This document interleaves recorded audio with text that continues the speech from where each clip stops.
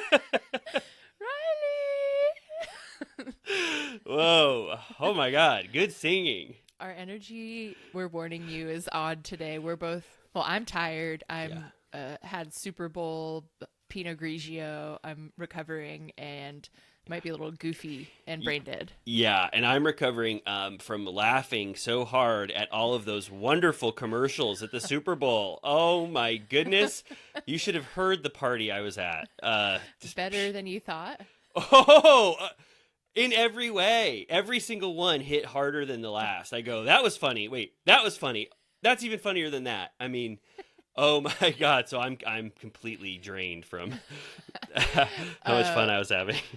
Yeah, we have to bring up that we finally got to see the something about her ex Hellman's, which is our original prediction was that it was Hellman's, right? Well, no, I have to ding us a little bit. We said best foods. We were circling. We said Heinz, Hunt's is one, and then Duke's, and then we said Grey Poupon, and then I don't know. I completely forgot. I blanked on Hellman's, which is like horrible for us. But Hellman's ended up taking the majority of the mayo allotment for the Super Bowl. I mean, did you see any? I didn't see any counter programming to Hellman's kind of sweep.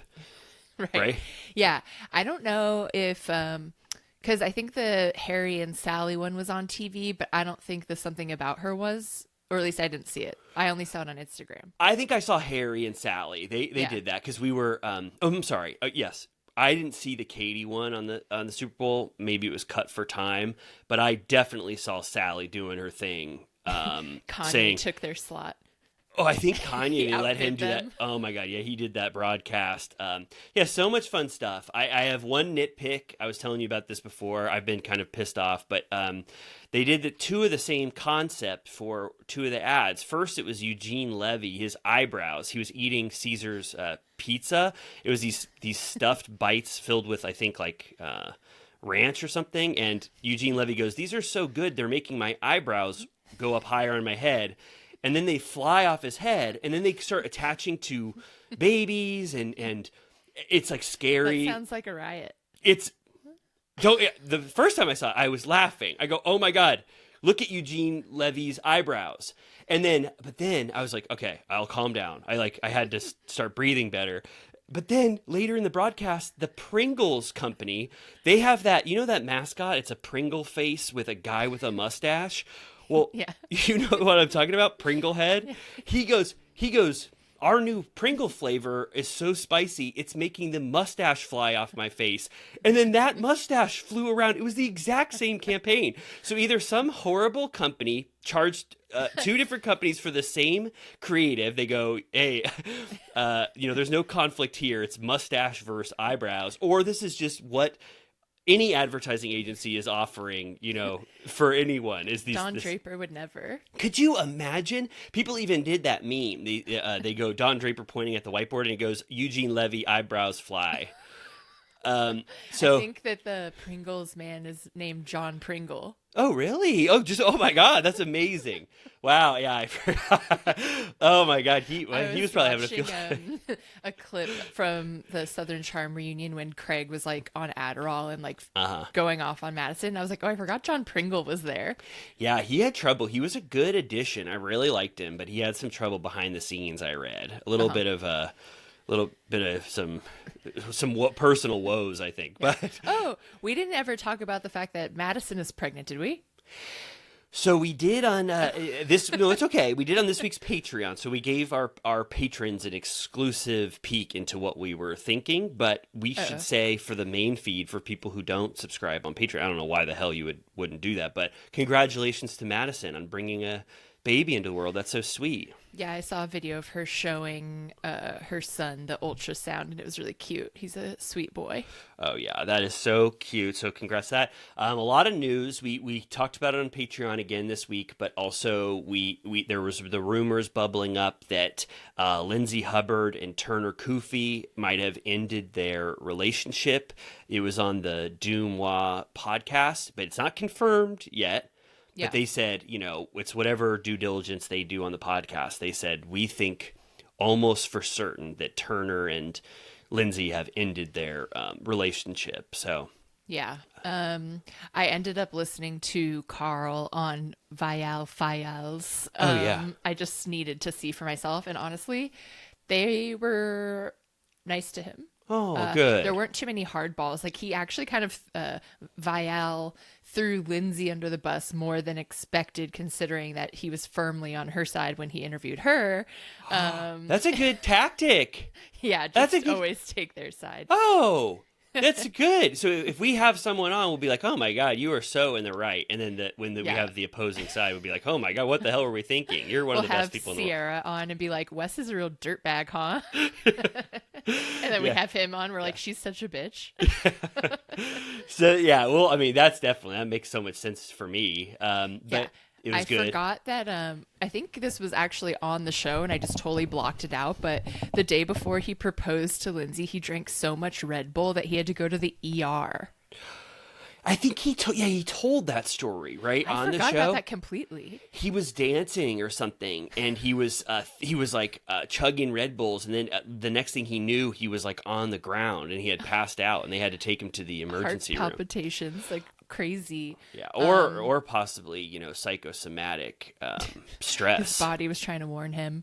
But yeah, I thought he came off really well. Like he was very respectful. He really didn't say anything negative about her. Nick sort of prompted a few times where he was like, were you Nick basically said, he tried to say it in so many words that Lindsay is calculated or like has PR brain, and so he was like, were you afraid that she would win the PR war because that's her bread and butter, and you're more like, he had said that he lets the show speak for itself more. Like he just like lets his side of the story play out on the show. And then he doesn't really do anything on top of that, where she, is running game like all over the press and stuff. And he was like, yeah, I was scared. And wow. He said that they broke up on camera or whatever. And then he went to stay at a hotel. Her friends texted him like the next day to be like, if you need to come get stuff, like you can go back to the apartment or whatever. And he said this before, but he said that like by the time he got there were paparazzi at the apartment. And then he needed the stuff because he was already going to Pittsburgh to visit his mom, and that like all the headlines were like, runs home to mommy, and there were pops at the airport, and he was this just like, little baby needed his mommy. Yeah, like he was like, what is happening? Like I was not this famous like one day ago. Lindsay should have coordinated the paparazzi to come when Carl was under her window and she was dumping out all of his shit on top of him. You know what I mean? Throw like a like the holiday. Is that happening? That? Yeah, it's what's his name that's married to Christy Turlington? Ed Burns.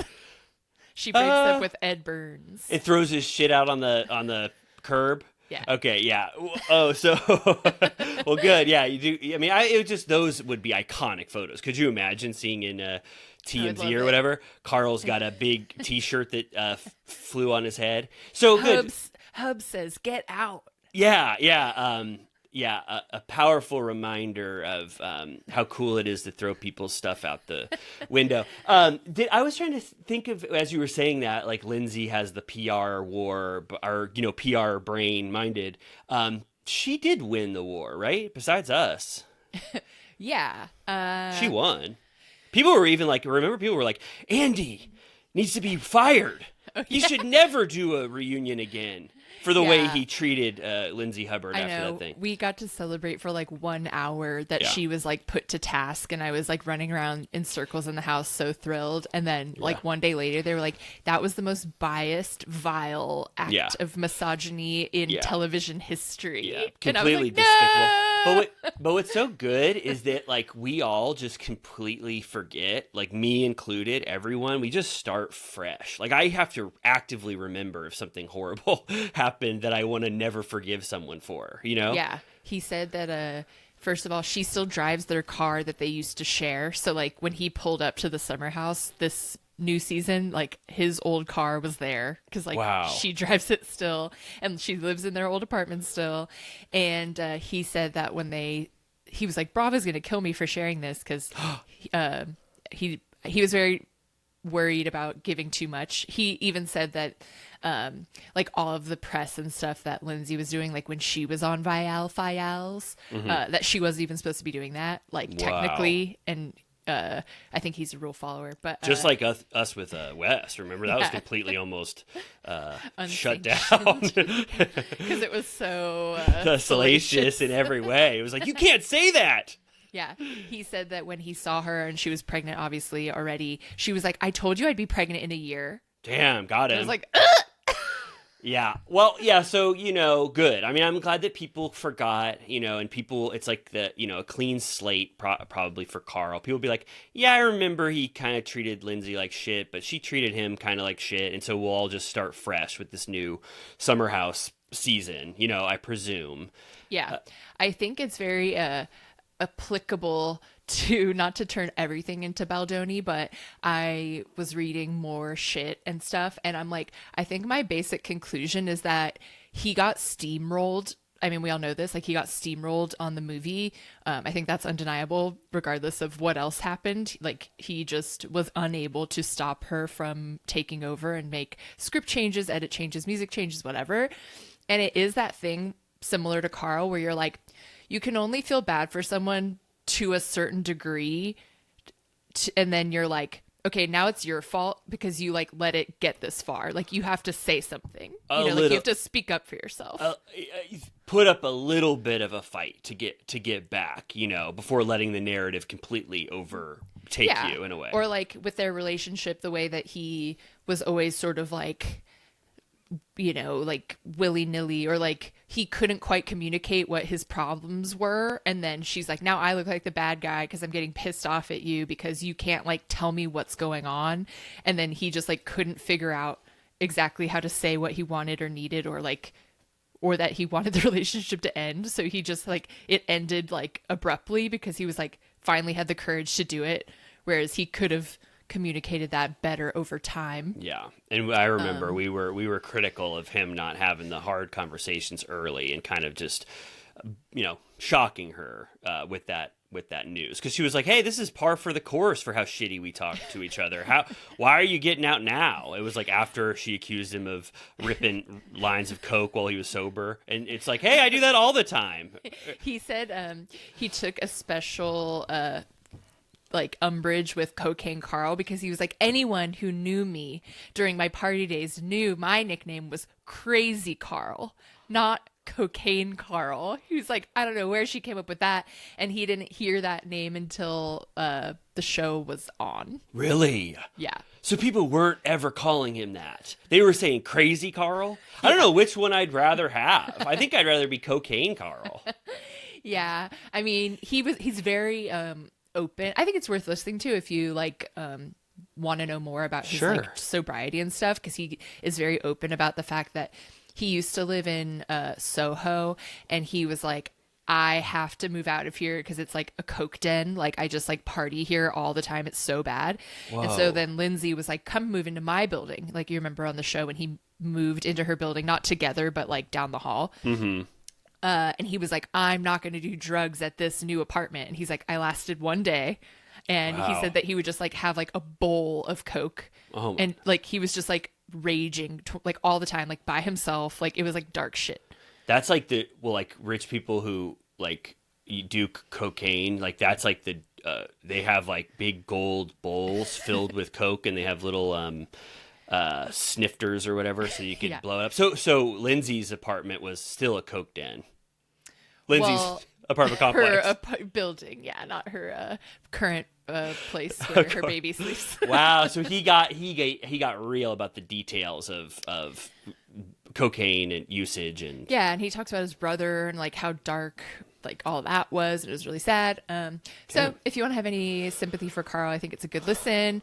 And speaking of Summer House, also, did you see that West was having a good time at the Super Bowl and said he made out with Brianna Chicken Fry? No, I don't know what happened. I must have not watched some stuff on Super Bowl night. What he said, I made out with someone with Chicken Fry. I'm not sure. I know that name. I know that name, but I have no clue who that person is. Chicken Fry. I think she's like from Barstool. She like was dating. Didn't she just go through like a breakup with like, let's see, Zach Bryan? Is that who it was? Yeah, I think so. Yeah, I heard that there was a falling out from a podcast. This is all like stuff I hear kind of secondhand. But did he say, "Look who I just made out with, Chicken Fry"? Yeah, they were like, "What's going on with you and Chicken Fry?" And he was like, "We're just hanging out." I think he was kind of drunk, maybe, and he looked, he was really feeling loose. He was like, "We're hanging out. It's fun." He's like, "I think we made out last night." Like he said that to like an interviewer. I was like, "Why would you say that?"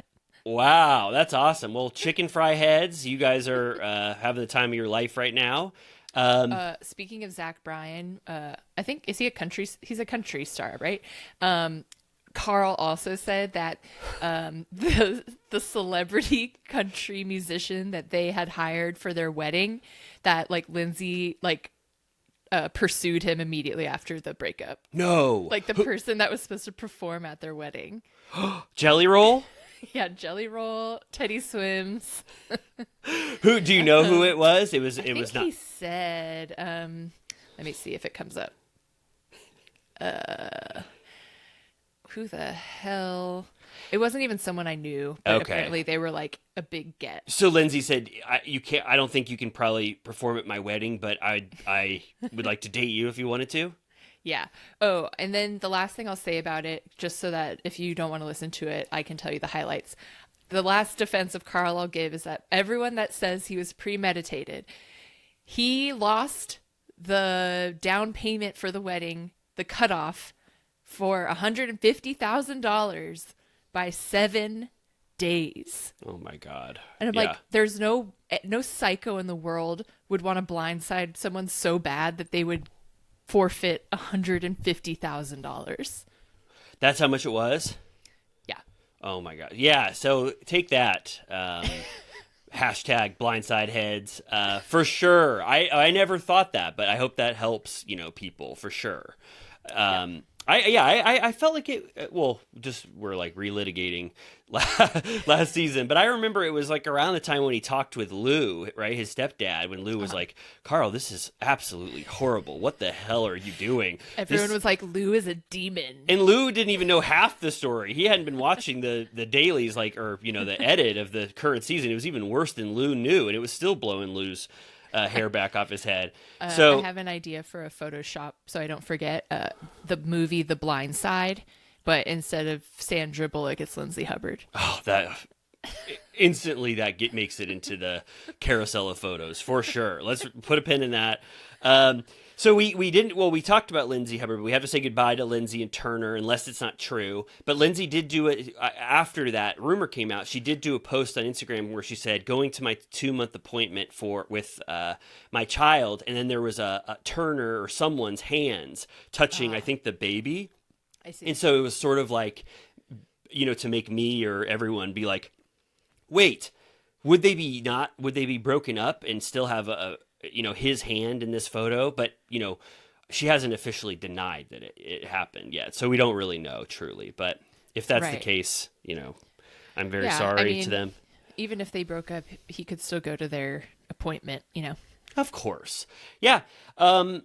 We missed, since we last recorded, we have not talked about Craig's appearance on Watch What Happens Live. Oh, yes. It was kind of, you and I said after the Paige Giggly Squad performance, we were like, okay, it's over. There's no more new details. We know every fact of this thing. It's open and shut. I'm sorry for you both. But then Craig had one more last, stance or stand of new info he wanted to put out into the universe. So how did you feel about that? He was more pissed off than I expected. Yeah. I know that Amanda and some other people were pissed that he didn't defend Paige in saying that she didn't cheat. And he was like, that's absurd that anyone would expect me to defend her after I got broken up with. And I don't know. Sometimes he'd be really nice. Like he'd be like, she's my favorite person of all time. And I learned a lot from her and I am who I am today because of her and all of this stuff. And like the way he said, the way that he's handling the breakup, he's doing so much better and healthier because of like he's not drinking a lot and stuff the way that he would have before. But then other times he would be like, saying that she was like flip-flopping on their relationship, that over Thanksgiving they talked about wedding stuff, that like he alluded to Andy, that like I didn't know if he was trying to imply that they were going to have a spin-off or something like that, but he was like, Andy, there's stuff we won't talk about here, but we had plans. Like I was going to move to New York and like all this stuff. And I was like, was it going to be like Craig moves to New York spinoff? Like I would watch the shit out of that. Yeah, I was thinking that, or he was like, I'll save some details for my the reunion, because they had just filmed the reunion like earlier that day, so I didn't know what he was trying to imply. But yeah, he was basically like, Andy, all of these details of what I was going to do. In Craig's defense, I don't understand not vouching for Paige and saying she didn't cheat on me, unless he just really does think that it was so quick for her to already be in a relationship with someone that he's like, I'm not giving her that out completely. And like, it's not my responsibility, but I think that that's the right thing to do, to like let the fans of them and their relationship know that Paige did call off the hounds, but he said that is not my responsibility. But then I started to feel bad for him again when he was just like, I loved her so much. I pictured our future. We were talking about getting married. She called me on the phone and told me that she thinks that we should break up. And then we were talking about the press tour and like, why would you continue to lie through it all? And I sort of gave a little more credence now to, or like gave him the benefit of the doubt that he just truly like thought that it was maybe salvageable, which some people already said. They're like, he thought that it would require another conversation. She was still saying, I miss you to him. So he just had all these mixed signals. And I could not imagine being in his shoes thinking that you were this was the person you were going to spend the rest of your life with, and then getting a phone call saying it's over. Yeah. So he was just going through it, I would assume. I have to say, I feel like there's a detail missing, because I just like almost refuse to believe that Paige thought that a phone call was a sufficient method to break up with someone after 3 years. Like there had to have been more. Something else happened. Like I think, you know what I mean? Like, yeah, I'm sure they probably broke up through a couple of different communications, like I'm sure that Craig is not saying how many times that they talked in the interim where he was trying to rationalize and understand what was happening. Like I don't know if they saw each other in that time period, but yeah, I'm sure there's some missing details. But in the end, I mean, I don't know if there was anything mind-blowing, but I was just like, yeah, this is like kind of a messy breakup that could happen to anyone, and there's a lot of sometimes miscommunication, there's a lot of feelings. Craig is obviously hurt, so he went on Raya immediately because he was in the anger stage. Like it all just makes so much more sense when you just hear directly from them what was going on in their mind. So like I just take both viewpoints pretty as fact. He said that the apps like bum him out. Like he thought that they would make him feel better because people were like gassing him up on there. And then he was like, actually, this sucks. I don't like it. He also said that over the Thanksgiving, she was like, let's plan a trip to Europe over New Year's Eve. So he did. And he said that it sounded like they were going to go to London, and he lost a lot of money on that too. So I feel like those investments always show the truth of a blind side if people lose cash on plans that they didn't know were going to get canceled. Yeah, they were supposed to go to the Tower of London.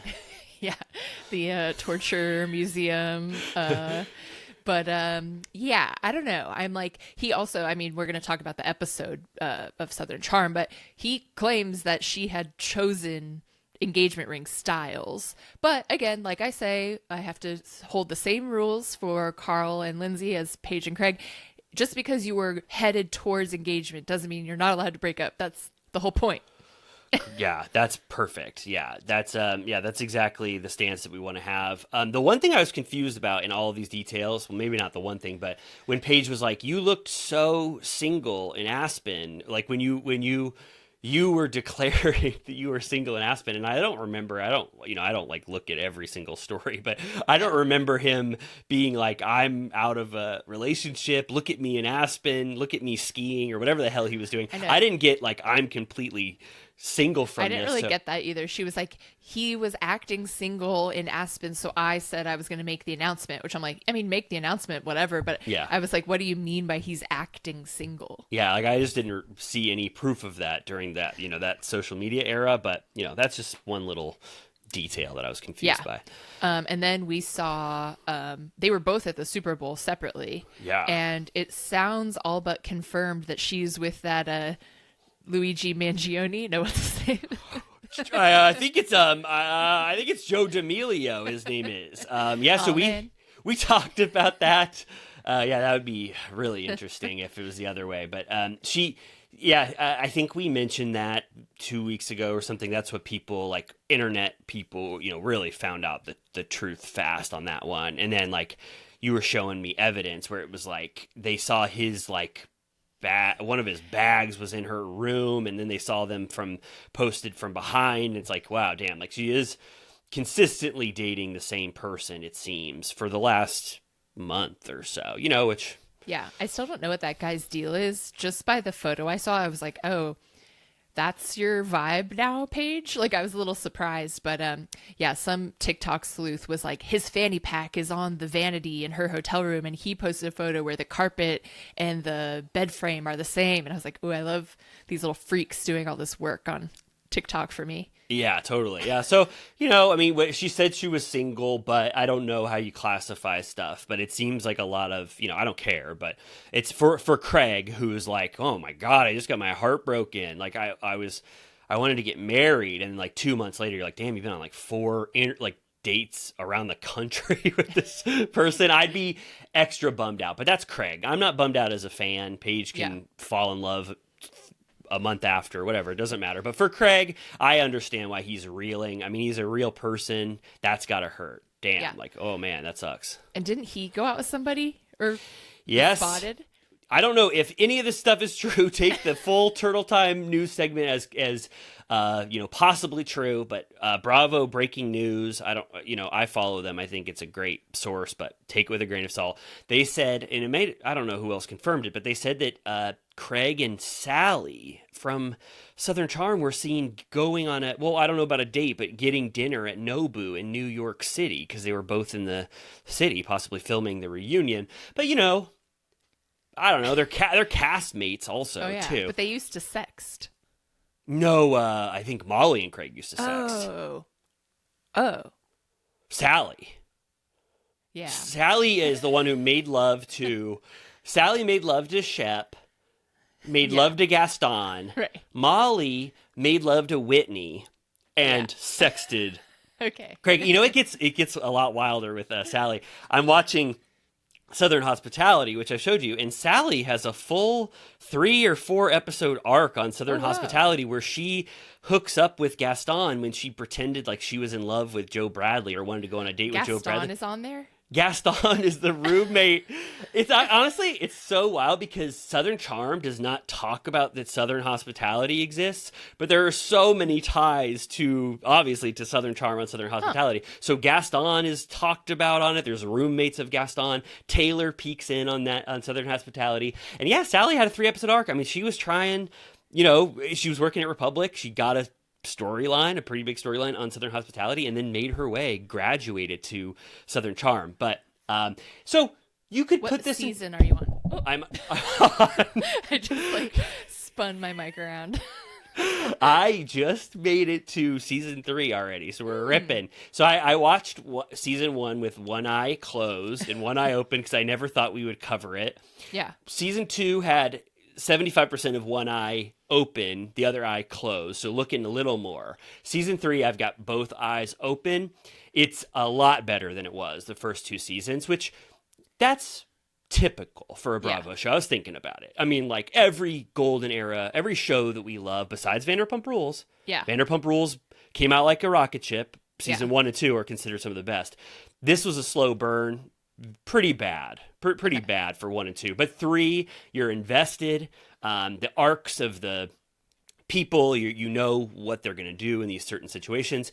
And they just got 2 new cast members that blow the rest of the cast members away in charisma. Like, the casting finally did a good job. I was like, no one got fired from the first or second season. I mean, there were some major duds on this show, but the 3rd season they're like treating it like it's a real show that requires talent, and it's good. It's getting a lot better. So. Okay, well, maybe I'll just with your advice, maybe I'll start at season 3 and just watch some recaps or something. Yeah, maybe we'll just breeze through it for pleasure, and then we'll be ready to recap it if we need to by season 4 or when the finale, if something explosive happens. I will say, I don't want to say like I don't think I was overly positive, but the most compelling cast member on Southern Hospitality would be the worst, least compelling cast member on Vanderpump Rules. So there's a huge dearth of talent from Southern Hospitality, and also like every cheating scandal and all the stuff that they're saying is like the chaos of youth and stuff. Almost all of the cheating scandals are like completely fake. So they're so like entrenched in what makes good television, and they've learned from Vanderpump Rules that they're trying to approximate those scandals, but none of them are actually real. It's really odd. And Joe Bradley and Maddie are like the stars, but they were like if Lala and James Kennedy were the stars of Vanderpump Rules from season 1, like they're like the true like villains that everybody hates. And it's kind of about like getting the cast to the focus away from those two, because like no one likes what those two are doing on the show. So it's kind of an interesting dynamic. It's like a reverse Vanderpump Rules in a way. Interesting. Well, it looks like season 1 is only 8 episodes. Oh, you can rip through it, no reunion, and then they get the shameful Clubhouse reunion for season 2, and it's very bad. They get 45 minutes. It's like it's rough. They'll probably get the first, I think, because the ratings are starting to get good now. Maybe they'll get a full like 2-part reunion in a proper space. But Bravo was not treating it well those first 2 seasons. Like, was Maddie the one that was on with Craig on Watch What Happens? Yeah, she's a DJ. She got. James Kennedy took her under her wing. She is the one who thinks that she's the star of the show. So she's like, I'm Maddie Reese, bitch. Keep my name out of your mouth. Anyway, it's interesting. We'll talk about it once you've seen it. But I just was so astounded to see that Sally had this whole trajectory on Southern Hospitality that they never talk about. They're like on Southern Charm, like they all know that what's going on with Sally, but we don't know as just Southern Charm heads. You'd have to watch Southern Hospitality to get the full Sally arc. But back to the news story. Are they just cast members that had a sushi craving and said, let's go to Nobu, I got the best place to go for sushi? Or is it possibly they're exchanging, glances at each other at the reunion, are sparks flying? And then JT Thomas, one of my favorite cast members, he commented on that news story and he goes, makes sense. And I go, oh my God, what does he mean? I guess that it makes sense that Craig would be dating Sally now, possibly. But yeah, maybe they sexed now, and then I'll be right. Yeah, great. Well, anything else? I mean, we ripped it up. Craig on Watch What Happens Live. Craig and Paige at the Super Bowl. Lindsay Hubbard and Turner Koofy saying goodbye, possibly to that relationship. And then Craig and Hellman's. We finally found out what the hell that Hellman's ad was. That was at something about her. And I think that's it, right, for news? Yeah, more to come. We'll be back later in the week if anything crazy happens. But looking forward to Summer House this week. But we can talk about Salt Lake City Reunion Part 3. Let's do it. Let's open the final chapter of Salt Lake City and then close the book on Salt Lake City with this one. The end of season 5 completely. What did you think overall about this reunion? I was excited for Brittany to come through. I don't know if I was just exhausted while I watched it, or if I was just like, I almost felt like it could have been a solid 2 parts instead of a third, which I feel like I say often with 3-part reunions. Like, it's always pushing it with 3. Yeah. Like, I don't know. How did you feel? I felt the same way. I was like, season 5 was great. It was amazing because I love the cast. I think the dynamics are so entrenched and powerful, and I love every single one of them. I love the new additions. But as far as storylines and conflict and stuff we really had to like wrap our minds around. I don't know if season 5 had an epic moment like season 4 and season 3 had. So I think I don't know if it warranted the full 3 parts, but I'll still say I enjoyed everything that they left in the edit. It just wasn't like pertinent to the season. You know, it was more like just stray fun moments that they kept adding. Yeah. Well, especially because I guess I've been watching the extended ones. So if you watch 3 extended ones, it's like really long. That's like 3 hours worth instead of, an hour and a half or whatever. Yeah, so we said after part 1 we were like, what the hell is left? And it's like, oh, it's the Britney stuff, and then a little more like Lisa and Whitney, which that's the stuff I enjoyed. I liked the Lisa and Whitney stuff at the end, so it almost justified its existence, but it was stretched out a little long. Totally. I thought I was kind of like, okay, I think Salt Lake City, an amazing season. I think it's over now, Totally. But yeah, they gave Britney a good amount of time. I mean, especially compared to, say, Rebecca Minkoff or something. Like, they gave her like half almost, it felt like. Yeah. And they gave her a special like acting role in it where she was like, I need to be out there. What the hell are you cameras looking at? Like sort of a scripted, silly moment. They gave her like 2 of those. Yeah, like backstage commentary. When she first gets in there, she's like, I don't get to do a grand entrance. Like, they're like, no, we're just going to reset and you'll be sitting on the couch. And she's like, oh man, I wanted to walk out. Yeah, it was kind of, it was sad, not to step ahead, but in case I forget, it was kind of sad when they were like, Brittany, get your ass out of here. We got one last thing to do. We're just going to read nice text messages to each other. It's like, Brittany couldn't be out there for that. Like, you're really showing her that she's a friend of by making her bounce for the last 5 minutes. They did give her a high life though. Oh, she got to drink in the back by herself. Not with them and not toasting. It was like, what a weird demarcation of her to be like, oh, Brittany, you have to get out. But let's rip through this, just the highlights that you love. It's all about Brittany for the first half of it, and we learn about some Jared stuff, Woo-hoo. Which I was like, oh my God, what is he, the cousin of the Osmonds? I think so. I also just wanted to shout out before I forget that I didn't realize or know that Angie's salon is called Lunatic Fringe. Oh my God. I didn't know that either. What does that mean? Fringe can mean bangs. Oh. Like Brits call it fringe. Oh, like a lunatic fringe. Like we're part of the lunatic fringe. It's a double entendre. It could either mean like I'm part of the lunatic fringe that likes this like weird stuff, or lunatic fringe. What is it? Bangs? Crazy bangs? So. Crazy bangs. Lunatic Fringe. Should we rename our podcast The Lunatic Fringe? Yeah. Oh my God, that's amazing. Oh yeah. If Angie would allow it. And then they did say right when she got in, they go, "Your hair looks amazing. Are you using not Kermit's Kerma sauce?" And she goes, "Yeah, I used it." And Angie goes, "Your hair looks better than it's ever looked." Thanks to Lunatic Fringe. Okay, but yeah, they get into, she says that as always, she's on again, off again with Jared, but she's claiming they are donezo. Bronwyn is like, that guy sucks. Like, he says terrible stuff about you on Twitter. They show like replies where he says Brittany is damaged from her past relationships, so she makes him out to be the bad guy. He goes, I need a stable woman. And then Bronwyn's like, he called me a treacherous little bitch. It turns out that what he said, tragic little bitch, and I couldn't decide which is worse. I don't like either of them, but I was more entertained when it was treacherous little bitch. She actually gave him a more like more of a way with words and tragic little bitch. They're both horrible.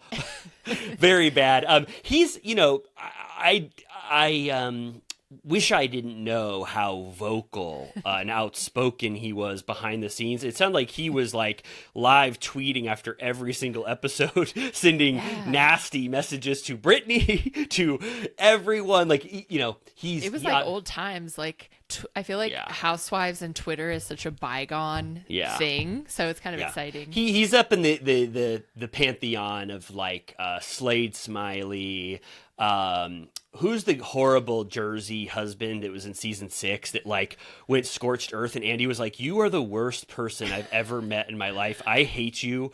Leave the reunion right now. It was like this. He Which said, one was it? I don't remember. It was this cast in season 6. They had these I don't remember, 2 twins and then a couple, and then the husband like was just this monster nightmare, and Andy was like, basically he was like, I don't like you, like I hate you. But anyway, Jared Osman is obviously loves being on the show and loves being talked about and loves getting in the mix here, so he sent horrible things to Bronwyn, and then kind of Lisa and Heather send a little bit of a life raft to Jared. They say, well, did he call you a treacherous little bitch for maybe a reason? Did someone say that he had a micro penis? And then I was like, oh my God, did Bronwyn say that Jared Osman had a small penis at some point? Like, no way. And then it's the after show. And she did. She said, I was talking to someone at the Godfather party, and they were regaling me with a story about how Jared Osman went into a sauna one time, and he had one of the littlest penises that they'd ever seen in their life. And Bronwyn said, I didn't say that he did. I was just telling a story of someone who saw his small penis firsthand, which is a huge distinction. Oh, yeah. Like what Whitney said about John Barlow getting jacked off. Yeah. Apparently he messaged her and was like, what the fucking hell is your fucking problem? Are you fucking kidding me? Coming out on TV making fun of my anatomy, you little bitch. I guarantee I am twice the size of any man you've ever been with. You're such a low vibrational human being just trying to get on a show. I could pick apart your anatomy, but I'll keep it classy in the public eye. Like, I was like, ugh.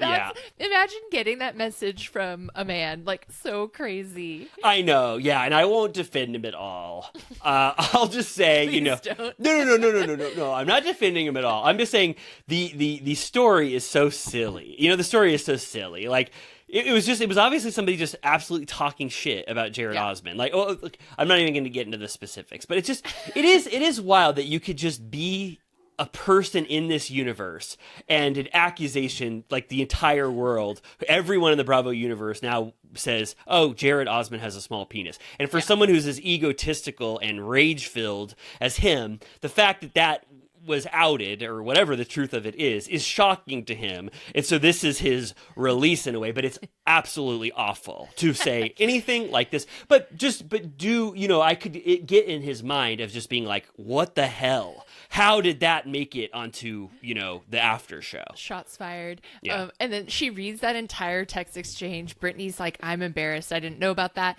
And Mary goes, because Andy's like, Mary, what did he message to you? And she was like, oh, just like small talk. He said I was a child of God, a beautiful lady. She goes, I like Jared. I think he's cool. Yeah, they read everything he said about how like he despises Brittany, how she used him, or they used his name to get her on the show, like every horrible thing. And Mary's like, I like him pretty much. Yeah. Also, they talk about the Osmonds more. Yeah. Brittany says that Donnie heard her sing at church, and Whitney reveals that her dad was the Osmond family's glam squad. Oh my God. I always wondered when I was looking at photos of them, I was like, look at Donnie's hair. Look at Marie's hair. I was like, who does that? And so it was so cool to know that Whitney's dad does that. They have so many connections to the Osmonds. Like, that is a powerful family in that community. Totally. Then we get into the conversation about Brittany's daughters, who she often is not in communication with, but she said one of them is with her at the reunion in New York, that day. So that's good. But she tries to say, I got a little confused here. It just sounded like she was essentially implying that any trash that Bronwyn talked would get back to her daughters, thus making their relationship further splintered. But I'm like, that's not really her problem. Yeah, she said that Bronwyn would gather her flying monkeys and whisper in their ears, saying, distribute this horrible information through my monkeys to a bunch of people, and those monkeys would whisper in her daughter's ears, making their relationship even more strained. Everyone pushed back, but Brittany really held to it. And I was kind of like, this is going to sound bad, but I was just like, Bronwyn, you threw up some horrible rumors about Lisa saying that she faked that she accused you of faking a miscarriage. Like, you said a bunch of shit. You said that Jared Osmond has a small penis. Like, Brittany can get away with saying that your horrible slander against her caused her children to withdraw further. I was like, it's I mean, Bronwyn did like 3 or 4 examples of that on the same reunion. Yeah. Andy wasn't having it, though. He kept being like, how is that her fault? Like, what do you mean? Like, what did she say? And he was like, when you auditioned, you weren't talking to your daughters. And she was like, we were off again, on again. And he's like, she said that the stuff Bronwyn said was responsible for a 6-month span. But then later she said 3 months. Yeah. But, and also it's like in the casting video, she was like, well, I'm estranged from both of my daughters. And it's like, okay, well, were you lying on the casting video or are you lying now? Like you did use that as... she was like, my kids aren't talking to me. Yeah, so that was, not great. I give it a 2 out of 10. It doesn't meet the requirements to be true at all. And I'm glad they pushed back. But yes. A little bit about in the extended, there was some bat mitzvah stuff about the hypocrisy of Brittany. I don't know how much you want to get into that. I mean, no, it was like, yet again, it was like, Heather said Brittany is living a double life. So, like, how would Angie have known that the wine was offensive? Angie's like, you're not a true Mormon like I knew growing up. And Mary's like, she's a sinner. She's living in sin. Like, it turned into this weird thing where it felt like a value judgment all of a sudden, where I'm like, this entire show is like outside of the Mormon way of being. Like, no one acts completely devout on this show ever. Like, yeah, and us as viewers are not holding Brittany to the standards of the Mormon religion. You know what I mean? So it's like, it's not working on us. So yeah, I didn't really like that stuff either. Bronwyn also, her energy instantly to Brittany, I was like offended by. It was just instantly like, she was like, I fucking hate this person. She's so lame. Like, she just like never changed from that demeanor at all about Brittany. Cause they're kind of, first time cast member rivals in a way still. Yeah, I know. It was like, she was like, you drink and you fuck. You're not a real Mormon. And I was like, what is this? Yeah. Like, what the hell? Andy was really concerned about the dog bite stuff. And when they showed that again, I was just like, oh my God. Oh, that was so horrible. Like, her arms and her legs. They talk about, Bronwyn did a great thing.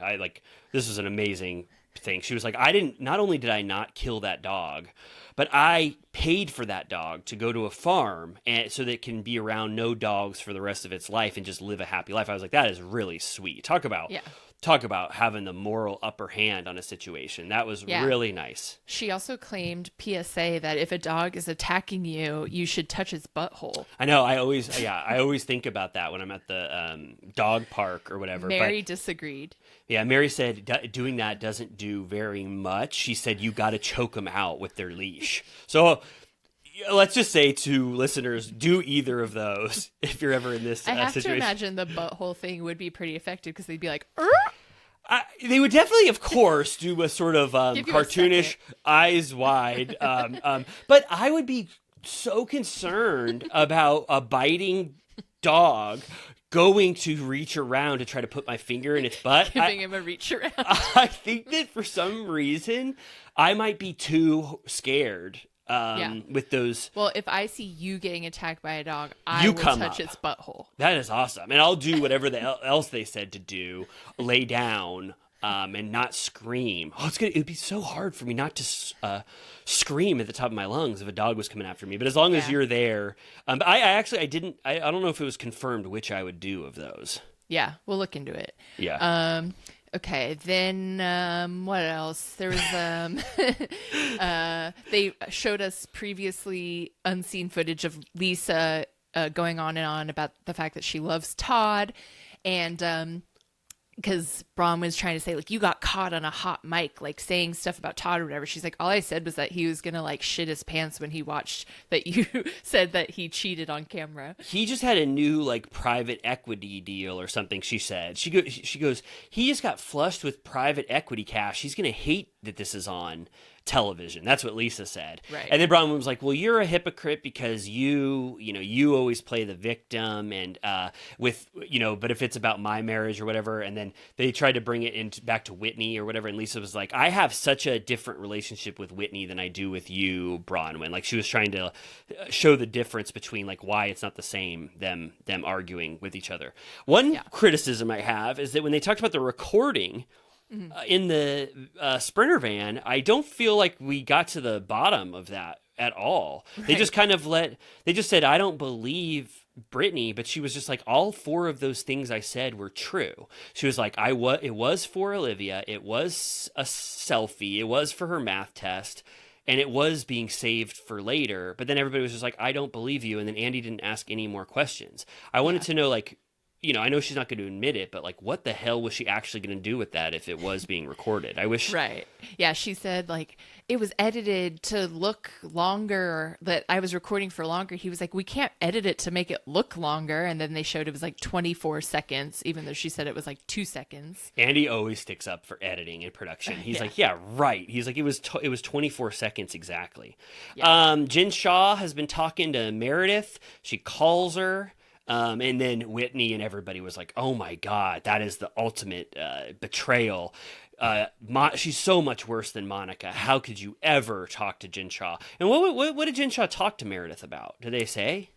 Just shooting the shit. Damn. She's like, what would Jen Shaw be talking to Meredith about? How's the show going? I have a yoga class happening in here. It's awesome. I started a theater program like that movie Sing Sing. Yeah. Is she still in with Elizabeth Holmes? I have to assume I don't know if anyone got a transfer, but I haven't heard that. Man, if you were allowed to start a podcast in prison, the podcast that those two would have would like, oh my God, 1,000 downloads a month for sure.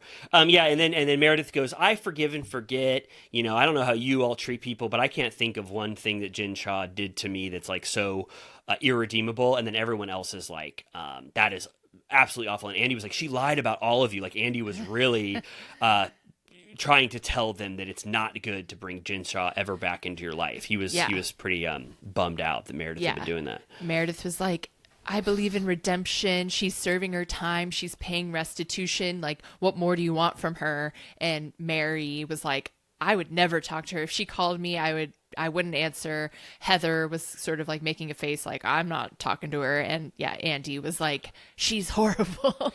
Yeah, I guess my opinion is that, I don't care, but I also, like, I don't think Jen Shaw is irredeemable, obviously. I hope, my one wish is that she doesn't start defrauding elderly people again right when she gets out of prison. That's the one thing she should not do. In order to she literally like gets in the car after and puts on a headset and she's like, fuck. meaning what? Like, you mean like she was about to start doing it? Yeah, like she just like as if it was like doing drugs again. Or yeah. She was just like, she immediately dials some retirement community. She's being like, did you know there's a great opportunity around the corner for you? Yeah, I guess I think that Meredith is too close. Like, I could personally probably forgive Jen Shaw. She hasn't hurt me. She did horrible things. I'm not excusing her, but if she goes to jail for 7 years, pays her debt to society. But with Meredith, I do think it's kind of like odd. Like, well, you have to talk to Jen Shaw. She like possibly punched Heather in the face. Like, yeah, I'm like, how? I mean, I guess they were pretty close, right? Before or not?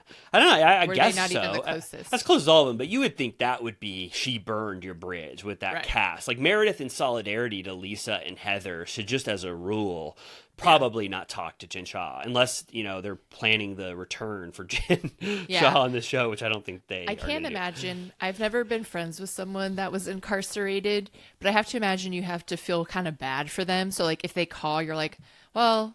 If that's like the highlight of your day, I guess I'll talk to you for 10 minutes or whatever the, max amount of time is. Yeah. When I get those calls, it's low pressure. It's like, it's 10 minutes and that it means nothing to you on your end, but it means everything to them. They'll be talking about that at the lunch table for like a week until they get to their next call. So, you know, who I don't care that Meredith did it, but I understand why they all care and why Andy cares. Yeah. She should try and call Andy. He won't. I bet you have a call from Jen Shaw. I think that he would be pissed because she tried to bring Bravo down in the mud, for a little bit when season 4 aired. Unforgivable. Awful of her. We don't have to get into the conversation, but when they talk about that Brittany called out Meredith about vomiting, Brittany used the wrong language and said, the sound of throwing up is indistinguishable. Yeah, she meant unmistakable, right? Yeah. I was thinking about that. I go, it's true. Give me 6 sounds, and one of them is barfing. What are the other ones? Sneezing, coughing, blowing your nose. Yeah. Doing a small scream. Yeah. Laughter. A butt one. Yeah, a total F. Give me 7 sounds. I'm picking out barf every time. We should do it. We should do a sound test. I mean, coughing, maybe coughing if you're barfing and it does one of those, sorry everyone, but if you do one of those barfs that it's so in the back of your throat, like if you've ever been drunk and you barf from being so drunk, you'll get some tears and some coughing, unfortunately. Welcome to New Year's Eve. Do you remember in Ferris Bueller, he puts all the bodily sounds on the keyboard so that he can fake his illness, and he goes like,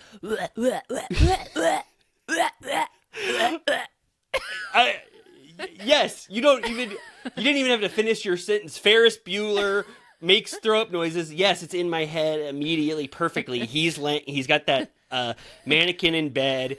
That mannequin, or what is it? It's a little cuckoo thing that goes into it. It's totally like Home Alone for adults when you think about how to skip school for teenagers. But it's a little thing that rubber ducky or whatever that what's that? Pendulum. Like what Homer Simpson uses when he works from home. Yeah, and it's like barf, barf, barf, barf, barf. And then the mom goes, oh, dearie, I can't believe how sick you are.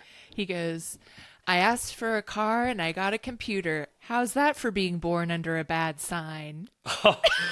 Ferris was so cool.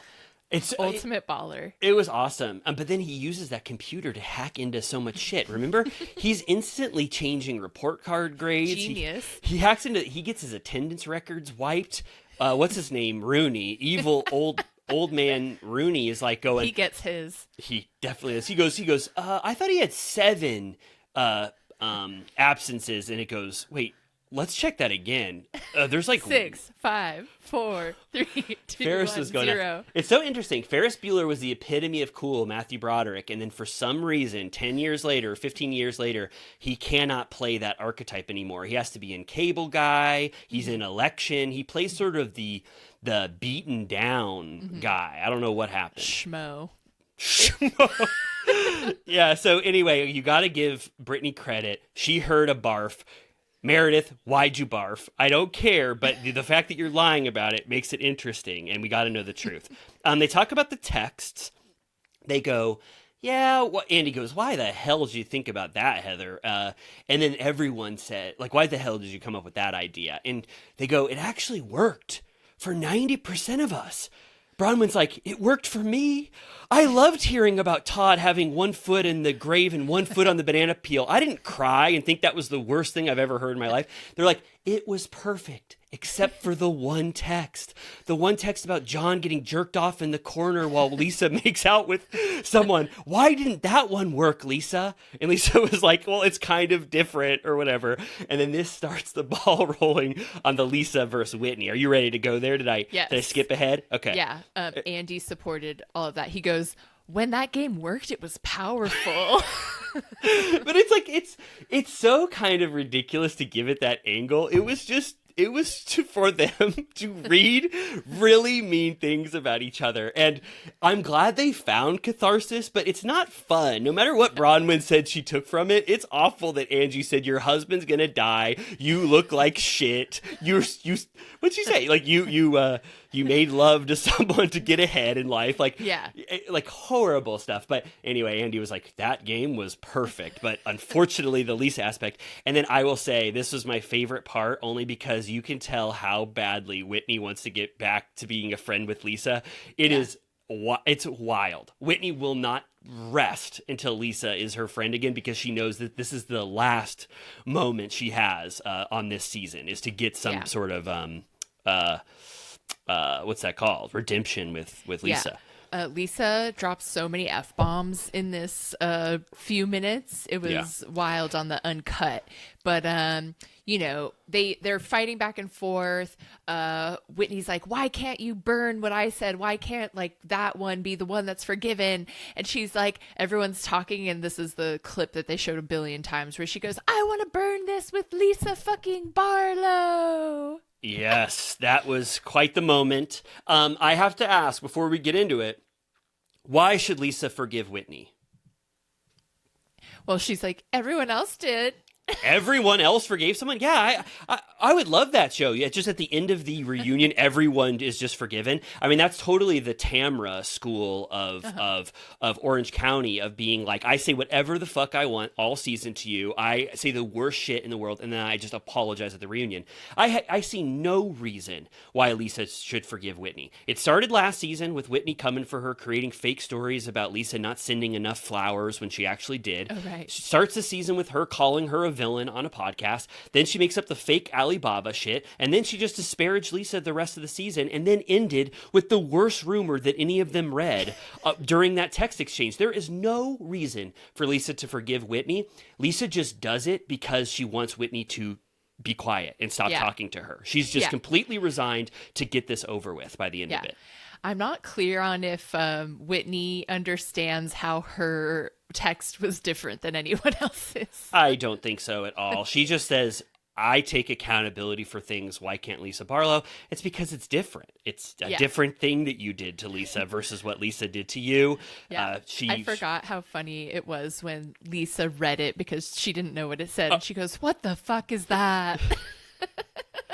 It's amazing. It was amazing in the moment. Like you said it at the time. It's like, if you would have read 4 more words, you would have just not read the rest of the text. But she read that whole thing and then in real time reacted to the shock of that. Bronwyn is again, not my favorite Bronwyn moment. She's trying to make this about her still. She's like, Lisa, you were still bringing up stuff about me, the stuff with the jeweler or whatever. Lisa's like, yeah, I did. Go make it better with Emma. Text her. I don't care anymore. And then Whitney's starting to get pissed off at Bronwyn subtly, because she's like, I don't want you as part of my moment. So Whitney gets up and sits next to Lisa to be like, I'm done being distracted over there. I just want this moment with you. Which I was like, you're basically coming over to Lisa and paying deference so she pays attention to you and you can nip this in the bud. You know? I feel like Andy was sort of like, what the fuck are you doing? Yeah. And did you notice Lisa Barlow, she's like upset. She's like, stop talking for 5 fucking seconds. Yeah. And she's crying to the group saying like, you guys have fucked me over so many times.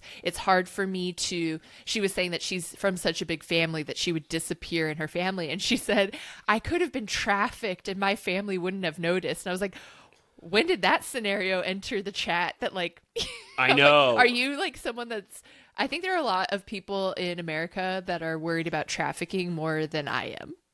Yeah, I mean, I stopped being worried it's a about hot it. ticket Topic. topic. Yeah, I stopped being worried about it after like age, 14 or 15. I was like, I think I'm in the clear. But that was, it was an interesting, not interesting, but, a sad thing to throw out. I didn't know that was ever even, close to something On the that Lisa. table. Yeah, for Lisa. But I understood. I really sympathized with her when she was just like, you all come after me nonstop. I'm just sitting here like a pinata waiting for the next bat to hit me over the head from you all. I am so tired of it. And then, Whitney does not do anything to, in my opinion, to make this better by just saying, that was the worst thing I could think of. It was the worst thing I could say to you. It was so bad. So that's why you should forgive me, because it was awful. It's like, no, and also everyone always tells Lisa what she should do to be better. And she gets pissed off multiple times. She's like, don't tell me how I need to react to anything that you guys are, telling me to react to. Yeah. I like when she was like, if you mess with John, Jack, or Henry, That's when a bridge is burned. I was like, ooh, this is a nice ring to it. John, Jack, and Henry. John, Jack, and Henry. I thought that too.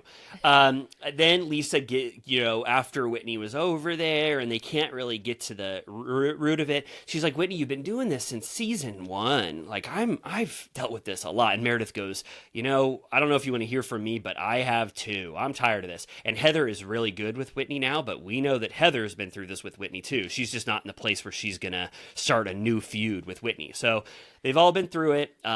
Whitney leaves, and then Lisa goes, I do love you. She goes, as fucked up as this friendship is, I do love you. And then Whitney goes, I don't know, she was trying to have the higher ground at the end or something. She goes, and I have a lot of love for you and respect for you too, but and then Andy goes, stop, please, no more. Give up. And also at one point, Andy goes to Whitney. He goes, are you going to be okay if you don't resolve this? Because it's not looking good for you two. Yeah, he kept being like, I cannot allow this conversation to go on any longer. Please make it done. Yeah. And then when he does say like, or Lisa goes, when she's about to start talking, Lisa goes, just let her say it. God damn it. Whatever she wants to say so we can get over this. And that's when Whitney goes, I hope she can burn it. Meaning like, forgive her.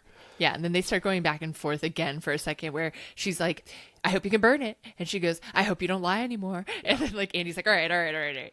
Yeah. And then they do the opposite version of the game where they instead say something nice about each other. I would say 9 out of 10 of them are that they're a good mom, hardworking, and they look beautiful that day. Yeah, they look beautiful right now. So I don't think we need to go through each one. But Mary takes a pivot and she goes, Andy, why don't you do me? And I was like, whoa, like I was like, that's like baller to like claim power over Andy, because he's like, okay. And he goes, I think you showed us your heart this year. You're an incredible mother. You showed yourself to be compassionate, understanding. I think you're funny as hell without even trying. And she's like about to cry. She's like, that's so nice. And then she does it for him, and she goes, Andy, you are a star. You're smart, intelligent, a beautiful father, inspirational. You supported me when no one else did. You like reached out to me. She said, I've never met anyone like Andy Cohen. And he was like, oh, thanks. Yeah, it was really sweet. If I was another cast member, I'd be like, Andy, can you say stuff about me too? He'd be like, no. Oh, we have to move on. It was nice. Meredith goes, we should have played this game at the end of the finale. And then Brittany's in the back, and she's like, I want them to say nice stuff about me. kind of a fun little Brittany moment. And then he goes, well, this is towards the end, right? He goes, Andy goes, let's celebrate with an ice cold glass of Mary's favorite beer, Miller High Life. And I was like, this is the perfect drink at the end of this reunion. It was in a big frosty mug filled with Miller High Life, and all of them toasted and cheers and drank that wonderful beer. See, theirs wasn't a dry set like Roni. I know. What do you think was demanded? Maybe just where they filmed. They couldn't. You're not allowed to get drunk where you film, wherever that was in New York. So we breezed through it. I think we hit the huge moments, right? Yeah. Overall, highly enjoyable season. I think, what did Andy call it? Like a bombshell season or something like that. I will say it was extremely high quality as of 2024 and on Housewives. It was a high water mark. I think so too. And I think that we need to all appreciate seasons that are just great, that might not have some explosive shit that spins our heads around, but like just an amazing, entertaining season filled with fun, but some dramatic moments. Like Salt Lake City was almost perfect in that way for not having some mind-blowing scandal in it. And I'm going to say that same thing for Potomac, even though we haven't got to the end of the reunion. Potomac was just very, very fun. Maybe there's a couple more duds in Potomac than there was in Salt Lake City, but overall, it was just an enjoyable season. And I don't want to see people get fired because Bravo gets scared that there's not some like Scandival level thing happening every single season, or like Mauricio and Kyle divorcing. All that kind of stuff is such a high bar that normal seasons, they can't meet every time. So I wanted to give a shout out both to Potomac and Salt Lake City for just being consistently good and fun the entire run. Totally. Always look forward to it. Can I say the same about Southern Charm? I'm going to say that you might think that Southern Charm has hit a little bit of a lull. Am I right to say that? Yeah. I mean, we've been saying that for weeks at this point. I feel like the amount of Patricia is the, what do you call that? The harbinger? Yeah. Harbinger of a dud. You're just like, I know that she's always been part of it. And in this one, it made a little more sense because it was the boys' dinner, which has always happened every season the whole time. And we'll talk about Whitney. He's like off his rocker on this one. But I don't know. I'm just like, it's feeling strained of like Lisa Vanderpump-esque of like, doesn't quite make sense for her and Whitney to be on very much. The plot line of the Austin and Craig friendship and the Craig and Paige thing are just like being extended past their being interesting for weeks and weeks at this point.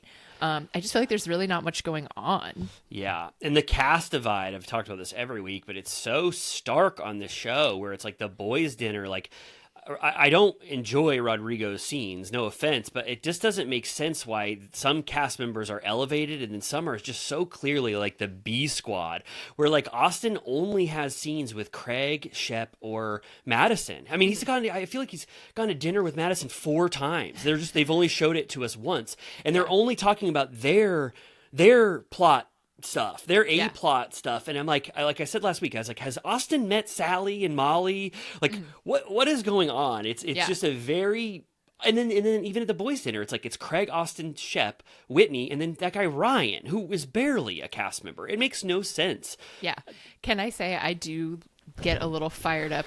I love Madison and Austin together. Like, I love their dynamic. Well, they're doing it for you. I mean, it's clearly a dynamic, for fans, why they keep getting together. Have you been seeing on like Instagram and stuff that the cast are sort of rebelling a little bit and posting scenes that were deleted, like showing pictures from scenes that were deleted, and they're getting a little sassy in their like captions saying like what they didn't include, or like, I don't know why they didn't show this, or like we're doing all kinds of fun shit that they won't show you. Yeah, I saw one of those. It was like, I mean, no offense again, but it was like Rodrigo, Taylor, Vanita, and someone else, and it was them at a bar, and they were just doing this like dance off, and I was like, well, I can see maybe why the editors said, do we need this scene? I mean, no, I would be, if I was Ryan, and I was like, wait, I said so many fun things. Like, you didn't hear me drop the bombshell in Shep's ears when I said that Molly liked him. And then I said this funny line at the dog party. Like,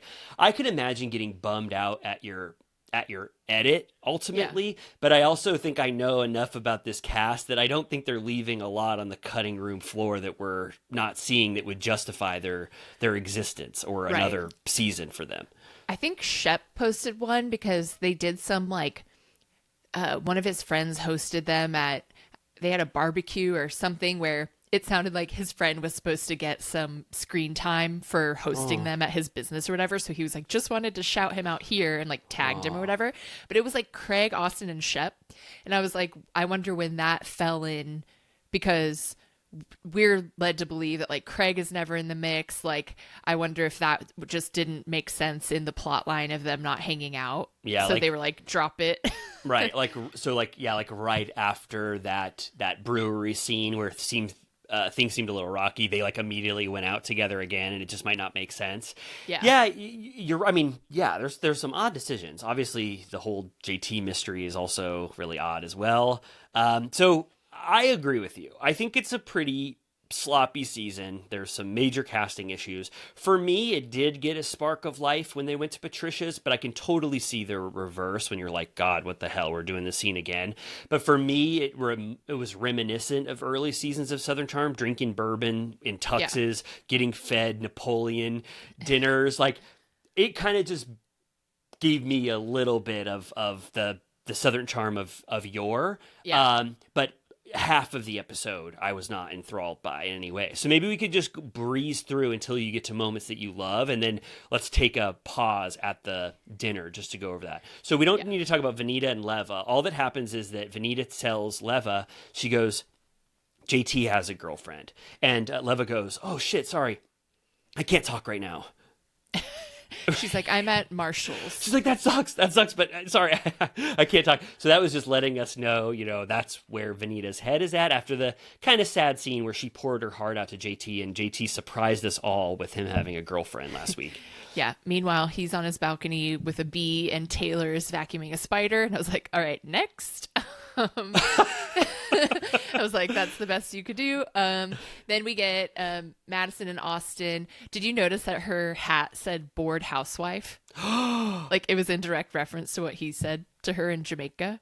Oh my God, I did not know that. She made merch based off that, I guess.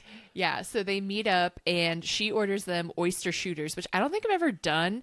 It both sounds horrific and intriguing to me. What is it? What's the shot? Like Worcestershire? I think it's like vodka with an oyster in it. Oh my God, that would be bad. If it was like Bloody Mary or / a Worcestershire, I think it is like has something like that too. Okay, yeah, but if those tastes overrode the vodka, I would be into it. But if it's just one little oyster pearl bathed in vodka, no, I can't drink it. I'm curious. I mean, they were stoked to do it, but then when they actually guzzled it, they were like almost spit it out. Yeah. And she goes, he jokes at her when he comes in and like makes fun of her wearing like that she's incognito, and he's like, what are you, Hillary Duff in a music video? I was like, what are you talking about? Yeah, I was just gonna ask you that. What the hell was he talking about? What reference is that? I don't know which video he meant. Hillary Duff and her famous music videos? Come Clean or Why Not? Yeah. I'm trying to think of all of them. But yeah, she goes, I got us some shots. And he goes, that's why I fucking miss you. And she's like, what? And he's like, our friendship. Yeah. It's kind of red meat, for Austin and Madison heads, and I'm fine with it. I think I like their dynamic. Okay. But I can also see that they're putting it on a little bit because they think that we are going to absolutely love seeing them in this new state of friendship. But that's just me. I do believe that they really enjoy each other's company. He says that she treats him like her GBF, as in like gay best friend. Yeah. They also order champagne, and I was like, already love that. And then he goes, actually, I also want still rosé. And she goes, yeah, I'll have an Aperol spritz. So they did shots, got champagne, and he got wine and she got a cocktail. And I'm like, that's what I'm talking about. I like having like 5 different beverages. Oh, it was a drunken lunch. I would love having one of these. And yeah, they kind of go over, stuff that we've seen. Yeah, it's true. like I got offered $30,000 for the podcast, but that's not what it's really about. I really love Craig, but now he's making me look like I'm deranged for wanting to have a friendship with him. It's just like what you said. It's like, I understand what you both are going through. I'm sorry. I think we're on episode 8. Yeah. Halfway through. Move on. Did you notice or did you see Craig on Watch What Happens Live said a viewer question was, how would you have responded if Austin offered you $30K for the podcast? And he was like, oh, I would have laughed at him. Yeah, of course. It's much too low. That's a great question, though. I was like, I didn't really think about if roles were reversed. I think Craig, for some reason, assumes that he has more ownership than Austin. He's like, well, you'll leave and I'll keep it. But it's like, you're 50-50. Yeah, he's basically like, yeah, that was a shitty offer. I would have never taken that. Madison says, why don't you, be like, or I don't know what they say, but she's like, just make yourself hard to, or they has to miss you, like kind of the advice that Austin was giving Sienna or Shep about Sienna. Yeah. It's like, and he's like, yeah, if, what is it, that phrase? If you set someone free, may they come back to thee. Set them free, yeah, something like that.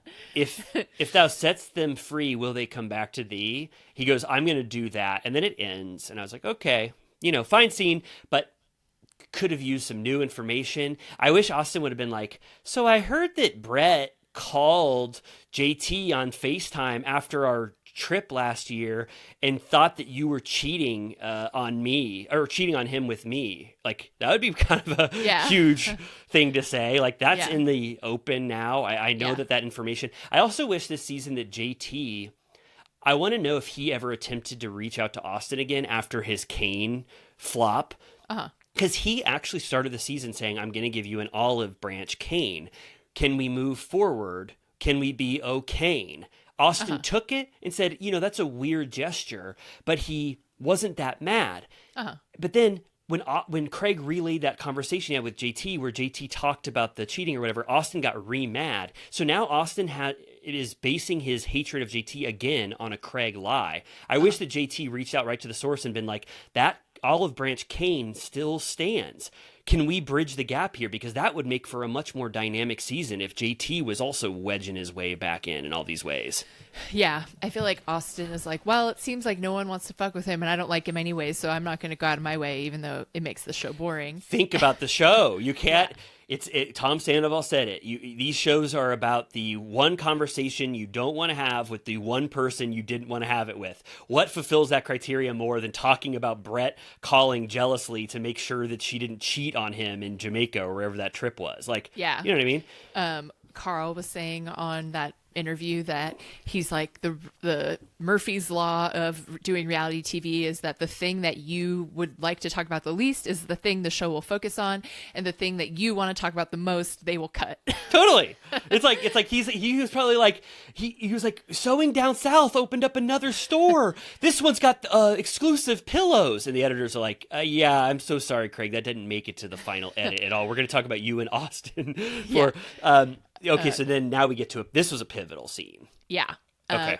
Paige and Craig go beekeeping. Their divide is more clear than ever. She does not like nature. He wants to move to a farm. He wants to have bees. He wants to have chickens. He wants to have goats. He wants it all. She couldn't even stand anywhere near the bees, even though she was wearing a full beekeeper suit. She was like, get me the fuck out of here. Yeah, she didn't want even one hive of bees to land on her beekeeper outfit. Yeah. Who was saying, did we say it here already that someone somewhere said it would be interesting if you think about Craig and Kyle swapping girls so that Kyle had Paige and Craig had Amanda. I don't know about Paige and Kyle, except for like the business of it all. Totally. But like the hippie of it all, I could see for me too. Craig, and like she loves a slow life. She, I think, would love to live on a farm. I think so too. Yeah, and a couple of Craig's like myths get dismantled because like at one point he was like, Paige calls me and tells me she wants to live on a farm with a bunch of bees, and then at one point, just as a random comment, Paige goes, I do not want to live on a farm. And it's like, you just told us that one of her dreams, unless she's like just saying two things, but it sounds like Craig possibly wasn't listening to Paige very well about a lot of the things that she was telling him, because there's a full miscommunication. I mean, once we get past the bees, she says randomly, she goes, I want kids more than I want animals, and Craig immediately ran with that, like, you mean kids with me in my future soon. And the entire conversation stems off him thinking that she just gave him a full green flag, let's go to the finish line to bring up kids again. Yeah, she more just meant like, I don't really give a shit about animals. Yeah. And he's not allowed to have chickens in he called it community. So I don't know, whatever HOA rules are in his neighborhood, but he can't have chickens. So that's why they're getting bees. He's sort of like, baby, like, chicken, you love animals. And she's like, yeah, I'm not like a monster. Like, I don't hate animals, but you can tell she doesn't like gravitate towards them. And then this goat is like basically eating Paige's hat. Like, it comes up and starts like trying to rip off her hat. And she goes, that's enough from you now, Mr. Goat, I think. And then Paige goes, or what does Craig say? He goes, you love nature and animals. Like, we could live on a farm or something like, I love living in a fantasy land. And Paige is like, well, I also love making up a bunch of fake shit in my head, but I'm more realistic than you. Right. I know. She always like, I don't know, like, not that she's mean to him, but it feels it's like kind of antagonistic where it's just like, what are you even talking about? Like, it's always like, huh? Like, what? And he's just like, I get excited when you say we'll have a family together. And she's like, I don't know. I felt like she got a little more perturbed than I expected out of this conversation, because she was saying she was annoyed when Austin asked whose choice it was to wait for kids. And I'm like, that conversation was fairly innocuous to me. Like, he was just like, so like, where are you guys at in your conversation about having a family? And he was like, she wants to wait and I'm okay with it. And I was like, okay, like, is that a problem? Right. Like, he wasn't like, well, I don't get what I want because of her. Like, he was saying like, she wants to wait and I'm okay with that. Yeah, I think that he did a good job. He was de-escalating. He was like, I'm not pressuring. I don't want any of these things. I'm actually bummed out that everyone talks about it. But I think Paige is feeling pressure from everyone, like she said, Austin. And then like Patricia does the exact thing that Paige would absolutely hate. It's two scenes from now where all the questions are about when is Paige going to just get engaged, get married, and have a child, which it sounds like we know this, but Paige and Craig are just on completely different tracks, and Craig says he's fine with it, but Craig's world is not fine with it, and secretly Craig is not fine with it. So he lets little things slip about farm and kids, and I don't think Paige mentally made that step for herself. And also at this point, maybe she's saying to herself, I have now removed the farm and kids from a future life. I am starting to want to wind down this relationship 6 months from now or something. Yeah, because like the more it comes up, the more you're like, she says, I don't have a checklist. Like it's not like certain things need to happen and then I'll be ready. She's like, I'm only 31. Like, I want to be allotted the timeline that you were allotted because you're, 5 years older than me. And they show a clip of Craig at 31 when he was still like an absolute disaster, piece of shit, like partying. Whitney's, I have to say, in that scene, Whitney's shut up is so iconic because it's Craig screaming. Where were they, like Nashville or something? Yeah, they had just arrived somewhere and he was screaming at Cameron, I think, and he's just screaming at the top of his lungs, and then Whitney goes, shut up, and it's like, it's so funny that he was just like hated Craig in that moment. But yeah, that's what Craig was doing at 31.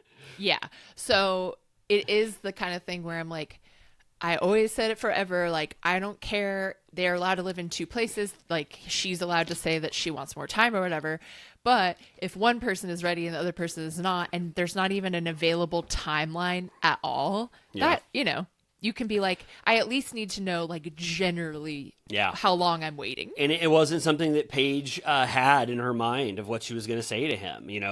Where do I move? Is it going to be a farm? Am I going to have his children? When should we get married? It's just like she put off thinking about it. And in Craig's mind, his whole being is going towards that track, even though he's allowing for her to have this time. She senses the pressure of this decision and ultimately realizes that she doesn't want to have that future with Craig. He gets pissed off at some point, I forget, right? She says something like, somehow it leads to her saying, if you can't handle the amount of love I give, that's a personal problem on you. And I'm like, I don't even know like what sentences just happened before that where that's where she landed, because I felt like he was trying to sort of treat her with kid gloves before that.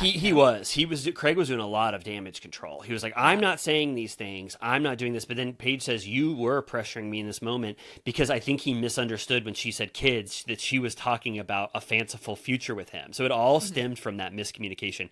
But yeah, then Paige does, I don't know what that's called, get defensive. And then Craig is like, oh, worst case scenario, we go to this bee garden and we touch a bunch of bees, and then we end up having an explosive fight on camera, which I was trying to do damage control the entire time before we got to this point.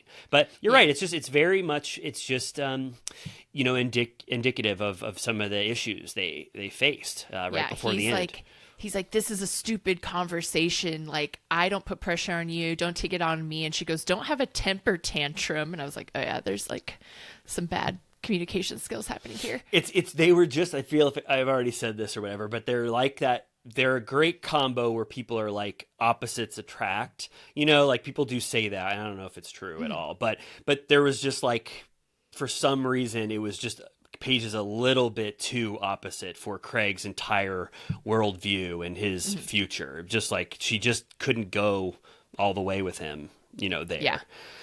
Okay, then we visit Shep, who is FaceTiming Sienna while he eats a sweet green bowl or something. And he's like, I love this edit of like, he just looks so desperate and she's so like, can you like not ever call me again? He's like, I saw your Instagram story. You were up early today. And she's like, yeah. She goes, yeah. He goes, so the Bahamas. He goes, thank you so much for hosting us. And she goes, what day are you coming? It's like, oh my God, please get that. It's like not even on her calendar. Please know those dates. The cast of Southern Charm is coming. And then he goes, will your family all be there? And she goes, no, they're going to be in different places. She goes, I don't think so. My family... no. They're in different places now. And Shep he goes, okay. And then he goes, do you have plans for us all? And she does about a 5-second pause and she goes, for sure. And she's like, I've just been really busy. And he goes, you're about the busiest 26-year-old in the Western Hemisphere or whatever. And she goes, no, I have a lot of free time. Yeah. And then he gets a little bummed out there. He's so in with Sienna. He is like in love, and the edit they're giving Sienna is like she doesn't want to, like you said, ever talk to him again if she can help it. Yeah. Just not at all. She's not calling him for 3 days at a time. He can never get a hold of her. She discounts that they ever said I love you later we see in the trailer. So it's kind of funny to see Shep in this position. I mean, yeah, it's kind of like if people are Sex and the City heads out there, when Mr. Big is dating a movie star and she treats him like shit and he's like, I can get her, or it's like, she can get me but I can't get her, and it like drives him like insane. And that's when Carrie lets him visit the cabin where Aiden is staying. Wait, you know what I mean? Wait, let me ask a couple questions. Mr. Big, who I know, unfortunately he had a spoiler alert, but he had a rough end on a Peloton. I can't believe Peloton let them do that. But he was dating a movie star. She could take or leave Mr. Big, and he goes, I can get her, but no, I can't get her, but she can get me. Yeah, he was like losing his mind because he's not used to those mind games happening in his direction. And even by the time he ends up bonding with Aiden is like, that's fucked up. Like, I know just what you mean. Like, that sucks. Wow. Oh, so they bond in that cabin? Yeah. So they do a cabin weekend with Aiden? Yeah, she's staying in New York or in the upstate, and Mr. Big calls her and he's like, I need to see you. I'm freaking out about this bitch I'm dating. And she's like, oh no, like I'm at the cabin. And he's like, I'm coming right now. And she's like, Aiden, my ex that I cheated on you with is on his way here. Wow. Oh my gosh. I bet there is a lot of good or, interesting stuff that happens once that scenario takes place. Remember when the actor Aiden goes, he goes, guess what?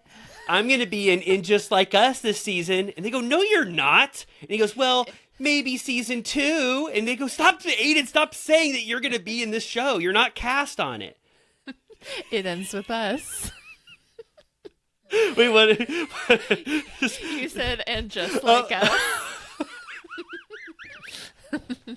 I like that. That works too. It's a hybrid. No, but Aiden keeps going anyway. Will he be in season 3? We don't know, but they probably don't like to work with that guy. He will. Oh, he is. Oh, yeah. So he finally got his way. You just say you're cast in something, and you'll eventually make the fans want you. Yeah, but Mr. Big and Aiden fight in the mud in the slop. Really? They can move forward. Yeah. Oh, once they get it out. Well, that happens in Gilmore Girls. Luke has to fight Chris, Lorelai's not ex, but someone, the father of her child. She did an ad. Yeah, Zoink Media or something. No. Actually, sorry, it was for a television show. Oh, okay. Z Patrol, I think. It was. You saw that, right? Z Patrol. I didn't see what it was for, but I saw her face. Okay. Speaking of all of that, Pat's guys' dinner.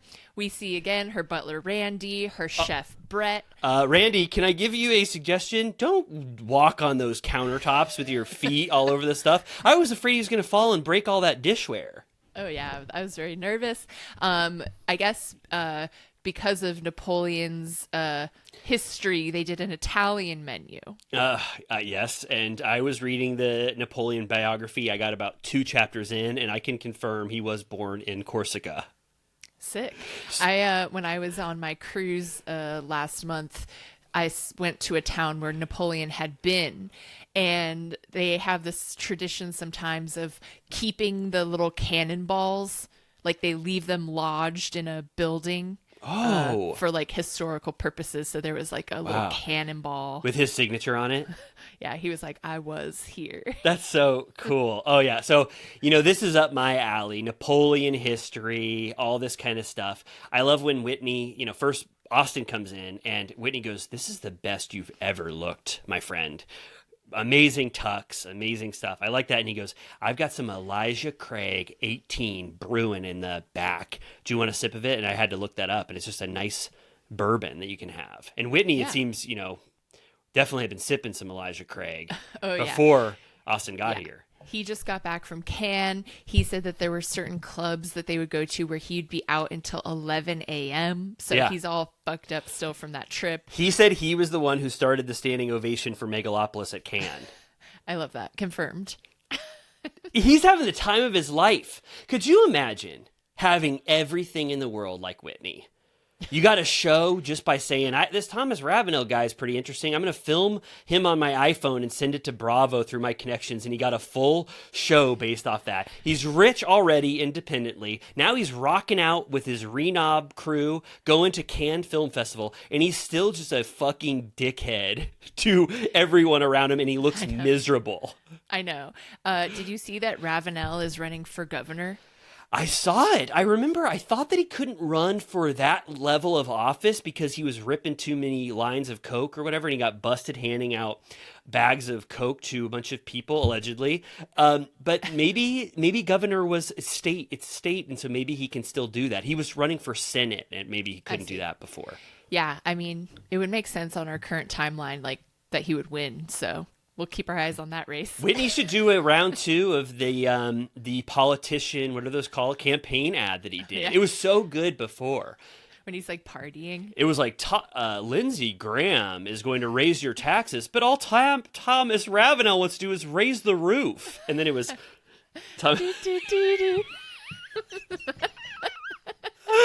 Super Bowl ad for Thomas Ravenel next year. We'll see. He gets in. Whitney goes, "What has been going on since I left?" And it's like, no. We know. Stop. Don't tell him. Yeah.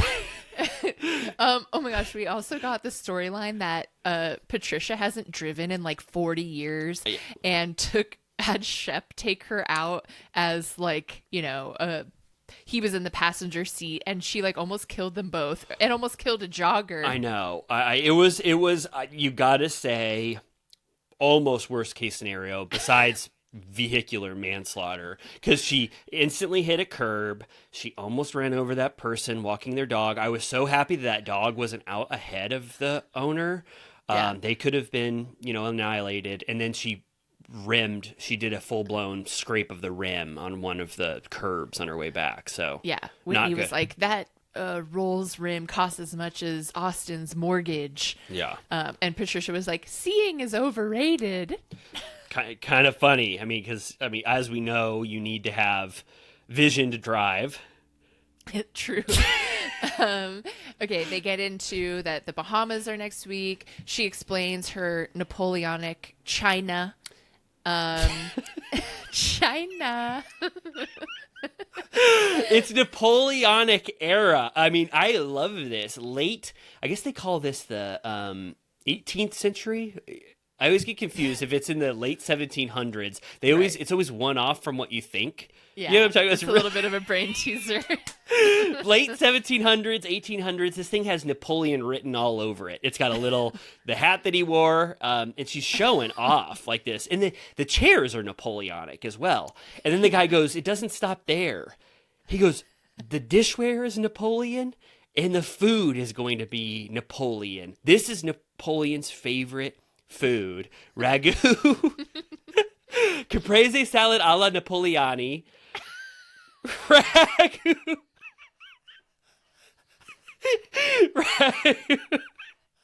Ragu alla Spaghetti Napoleone. ragu a Bonaparte.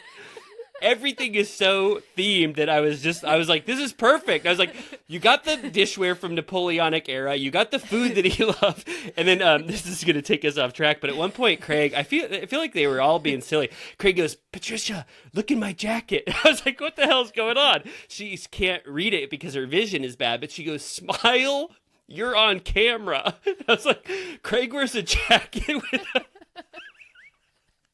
Yeah, Craig wears a jacket where... He thought she was really going to get a kick out of it, and then it was like ruined because she just couldn't read what the fuck it said. Why does Craig wear a suit or all clothing that has a little reminder that smile, you're on camera? And it was like a fourth wall break. That's kind of creepy. Like you're talking to a man and he opens his jacket and it's like, smile, you're on camera. I'd be like, I'm leaving. Yeah, totally. I agree. And Shep's like, Jesus Christ, I really was in danger. She can't even read your, it was probably a decent font size. Yeah, and Patricia, though, makes it sad. She's like, he's right, I can't see. And it's like, oh, I'm so sorry. I can't see a damn thing. Sorry, Patricia. And then this is how we get onto the Paige conversation because they're drinking Barolo. And Craig goes, Paige's family is from that region, same as that wine. And they're like, about Paige, how is that all going? And I'm like, you're going to regret saying her name because they're not going to shut the fuck up about it now. At least there was a segue. You just made me realize there was a segue. I thought Patricia immediately went, oh, so how are you and Paige? But yeah. he brought Paige's name up. Yeah, and he's like, I'm good with how things are. She's going to be working in LA this summer, so there's already another like divide in their location for the summer. And Pat, because she's a girl's girl, goes, have you considered an ultimatum? Yeah.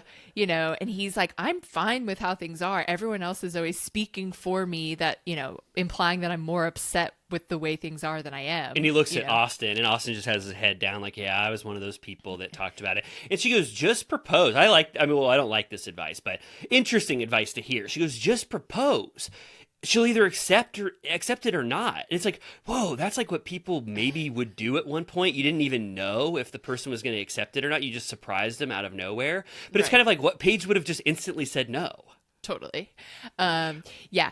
Austin says in his confessional, he's like, I just like don't know what their day-to-day relationship is like. Like Craig doesn't tell me anything. So if I heard that they were fighting, I'd be surprised because he never tells me anything. So he's just like, I am kind of clueless about their day-to-day. Craig says that they've been together 2.5 years. Shep says that's when me and Taylor broke up.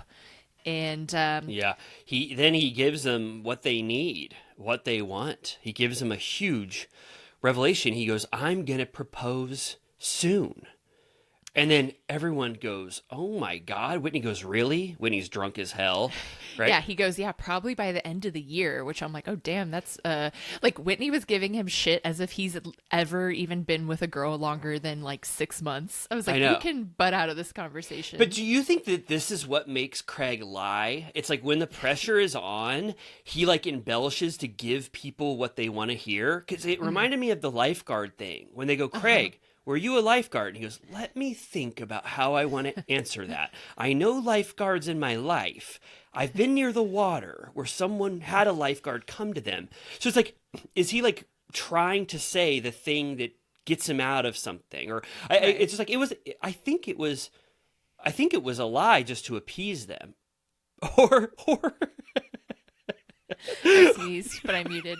That was awesome. I was like, I was trying to go on without you. But I don't know. I was wondering if it was a classic Craig embellishment or if he was kind of just going to be like, whether or not I get the approval, I am going to do what Patricia says. But then he adds more, makes it more real by saying, we picked out the rings and she actually chose one that I really loved. And that's where you're like, I don't know if Craig's spinning a big yarn here or... I mean, that would be crazy to lie to that degree of specificity. Like he was like, I showed her a sheet of options. She chose 2. And Pat goes, which shape? And he's like, emerald and elongated cushion. And Pat's like, those shapes will need side diamonds. Just like, I'll, come to me and I will help you with that. And he's like, I definitely will. I know you know your diamonds. So the rings thing is real? I mean, do you think that he knew elongated cushion off the top of his head if he wasn't having that conversation? I mean, if they picked rings out, and Paige picked out emerald cut elongated cushion, then you can't imagine why Craig was reeling for 3 weeks, as the relationship ended, just being like, what the hell just happened? We picked out rings like 5 months ago or something. But maybe that's why she ended it, because it was got like real. Shit or get off the pot moment, Yeah, like, totally. Either break up or get engaged. Yeah. This is when, so Austin, then they kind of like, once he gave them that, they're like, okay, permission to talk about this and ask questions, real questions, practical questions. Austin's like, well, is she going to move here or you'll move there? And Craig's like, we don't know where we will ultimately end up, but we won't let that ruin our happiness, today's happiness. And Whitney's like, how is that going to work out then? Like, he's really frustrated and pissed, and he's like kind of wanting to be very practical. And then, unfortunately, I don't know what the hell was going on. Elijah Craig, 18, or he was feeling like he wanted to just lean back a little bit, but all of a sudden, he starts rocking back, and Patricia goes, Whitney, don't lean back! And then Whitney just flops out on his ass in the chair and breaks the chair into a bunch of pieces, and they play this piano music where it goes, bop! And then his legs fly up in the air, and it goes, bop, bop! And he's so pissed off. He's like, these fucking chairs. Like, he was like a mad dad. Like, he was so old in that moment where he was just pissed. Like, if it was Craig or Austin, they would just be laughing and be like, oh shit, like, sorry. And he was like, God damn it. God fucking damn it. He was pissed. I mean, he was getting all mad, and then he had his moment fully undercut by falling on his ass. It's the same chairs that Craig, the leg was rolling out, that Craig was kind of like pushing into the ground, and the leg was unrolling. And she goes, she's like, I reinforced the legs but not the back. And I'm like, damn, like, I appreciate antiques, but it's really like, maybe you have to have different chairs for when people actually sit there. I thought so too. I was like, I know that they fit the theme perfectly. They're 19th century chairs, which is exactly the Napoleonic era, but if they're not going to be used well, and Whitney wants to lean back, while he's screaming. Craig says an amazing, funny comment. He goes, the meal was so delicious, it knocked him out of his chair.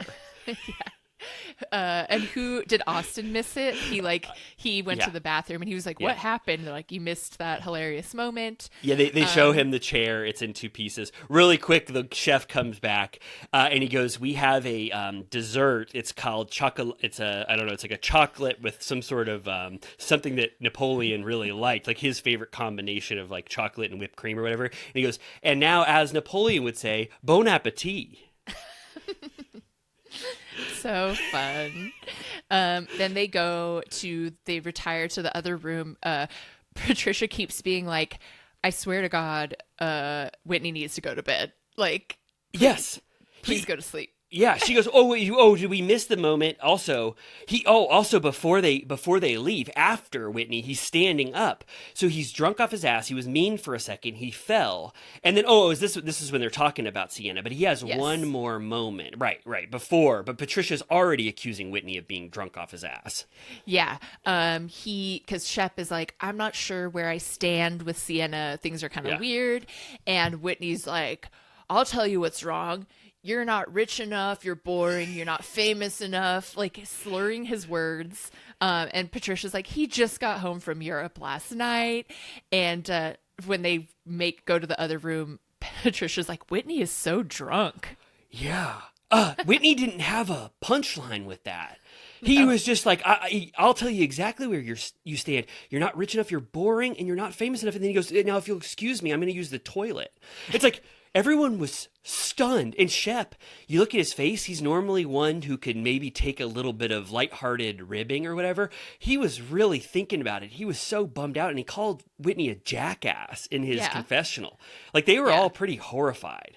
Now I'm thinking about it, like, you think Whitney was just so embarrassed that he fell on his ass and broke a chair that it made him really pissed off, and he started just like have a nightmare. Lashing out. Yeah, he was like lashing out. Because I didn't remember. This is now the 3rd Whitney lash out. Remember the one episode that ended with him saying that Molly shouldn't eat that chocolate dessert? And it was like, this episode's just ending with a cruel statement that Whitney made, and now that was the focus of this entire dinner.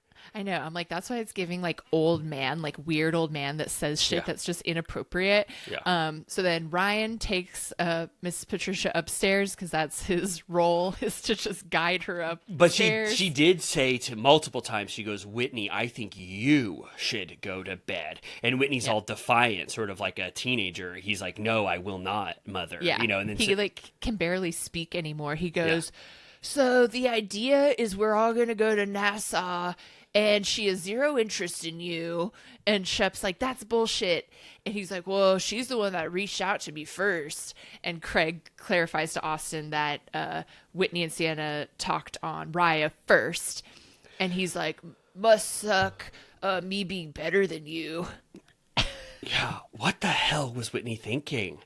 I mean, a drunk man's talk is a sober man's thoughts. Like, he was really pulling rank on Shep. I mean, calling him boring, not famous, not rich, like saying that he's better than him. Like, damn, he has a grudge, a secret grudge against Shep, or he just wanted to be mean to him. And I don't know why. You know, just get some rage out on someone. But I don't think Craig was like, it's like having dinner with your grandpa. Yeah. I'm not a Whitney defender. I think he's done some awful stuff, and I'm so surprised when he's an executive producer that he gets away with like doing some fucked up shit that he does. But this was even low for Whitney. There was no fun in it. It was just like shocking and weird. Yeah, Craig said on Watch What Happens Live that he was like, I have some of my staff here with me, I guess from Sewing Down South or whatever. And he said that they tell him that they see Whitney out on the town like every night, like that he's kind of been in his cups lately. Yeah. Oh my God. He was in his cups at this dinner for sure. They say that, well, can we please smoke cigars together? I mean, it kind of ends out. I mean, after Whitney says that, they go out and smoke cigars. And I think who Ryan sets up, like, Shep, what's the perfect thing that can happen? Oh, no, Ryan put Patricia to bed. My bad. Austin asked, and he goes, what's the perfect scenario that could happen? And he's like, that we remember that we both make each other happy and that we have a good time in the Bahamas. And that's when the episode ends. Yeah, they do like a mid-season trailer, and honestly, I got excited. Like, it looked pretty good. Like, Shep is tripping out about his relationship. It looks like Craig and Austin finally had like a real heart-to-heart, and they both cry. That looked awesome. JT versus Craig. Molly and Shep appear to kiss. I don't know the context, but that's happening. Craig proposal / breakup talk. Like, it looks pretty juicy. Yeah. Sienna tells Shep to her face that they never said I love you and she doesn't love him. It looked amazing. So maybe we're in for a slow start and then a bunch of great shit happens. I mean, JT goes on that cast trip and it sounds like Craig accuses him of some other thing too that he thinks is a lie. So I was definitely enticed. I was like, okay, this looks like a great season. So yeah, I think having the actual like camera pickup breakup stuff will be really exciting to look forward to. And I can't wait to get more information, but it does look like that trip will be fun. Totally. I'm excited. I have faith in Southern Charm. What I saw brought me joy.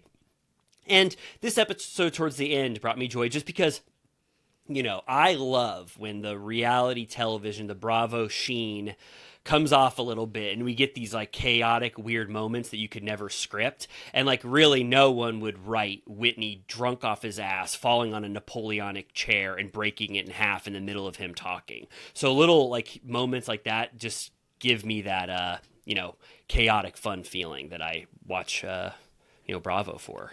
Totally.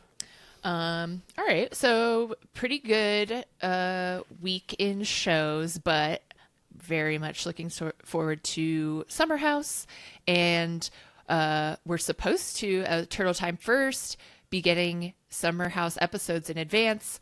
That hasn't happened yet, but once it does, we're going to be real life Bravo recappers. It's true. You all will be so shocked when these episodes hopefully come out right after Summer House. You'll be like, how the hell did they have these hot takes immediately after the episode airs? So that's a great thing for Amy and I. It's something that we've wished for 2 years to have, and it finally might come true. So I hope it's a benefit to you all, hearing this. Stay tuned. But yeah, same shit as always. Join us on Patreon if you can't get enough. recapping Vanderpump Rules from the very beginning, currently on season 6. It's good stuff. Rate and review. We love, also read the reviews. They're very funny. They're so nice. I don't know. I'm not used to getting reviews. Obviously, I've never had a podcast like this before, but they're so nice and thoughtful and well written and great reviews. So yeah, have a little peek at those, or leave us one. Or subscribe on YouTube. We put every episode. There's a video up there you can watch. Yeah, and speaking of YouTube, you're probably going, what the hell is going on Riley's end? Is he in the Oxford Library? No, I've just got this amazing Riverside backdrop. So you're half disappearing into the green screen. It looks like absolute shit, and I can't turn it off once we started recording. It looks horrible, but go there on YouTube, check it out. Watch me sneeze at an hour 45 or whatever that was. Yeah, an hour 50. I dropped a water bottle and I threw my notes across the room. So YouTube has so much fun stuff, and I will say on the Patreon end, we just got to It's Not About the Pasta. Amy and I, and it was so fun to unpack Vanderpump Rules with hindsight and the legacy underneath our wings as we recap these, because Amy and I have all the context in the world, so we really got to unpack what happened with It's Not About the Pasta, and I just think that the journey just continues to get better and better in season 6, so we're having the time of our life over there if you want to join. Completely. Cool. But yeah, join us next time. I think our schedule might be a little different this week. Riley's traveling. Pray for him. He's flying. Please, when this comes out, I am going to be in an aluminum tube flying at 30,000 feet in the air really fast, suffering through turbulence with a baby and a dog that's never flown before. So pray for me or send me positive thoughts, and I'll let you all know that I made it safely. I mean, if you hear about never mind. But don't even say that. Not in 2025. But yeah, so our schedule might be a little different, but we'll update you on that. There will be another episode this week. You'll be happy. You'll be watching Bravo, and a Turtle Time will come out. It's at some point, and we'll cover the shows that you want to hear about. I think it'll be very good. So thank you, Villa Rosa VIPs and Little Turtle Cuties for paying attention to us this week, and thank you, Amy, for being here with me as we talked about those wonderful news stories in those 2 episodes of Bravo. Thank you, Riley. Goodbye. Bye.